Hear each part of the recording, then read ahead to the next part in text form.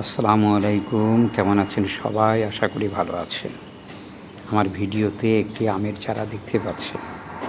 যে চারাটি একটা শিশু বাচ্চাও ইচ্ছে করলে মূল শিকড় সহ উপড়ে ফেলতে পারে। কিন্তু যখন এই গাছটির ১ বছর, ২ বছর, ৩ বছর বয়স হবে, তখন আপনি ইচ্ছে করলেও কি মূল শিকড় সহ উপড়ে তুলে ফেলতে পারব?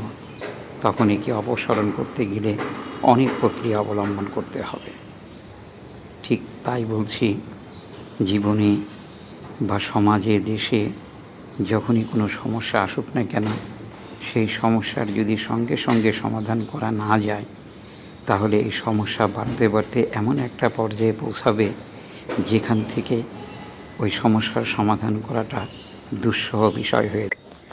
তাই আসেন সমাজের অনিয়মগুলোকে শুরুতেই নির্মূল করি। আপনার আমার স্বপ্নের সমাজ গড়ে তুলি।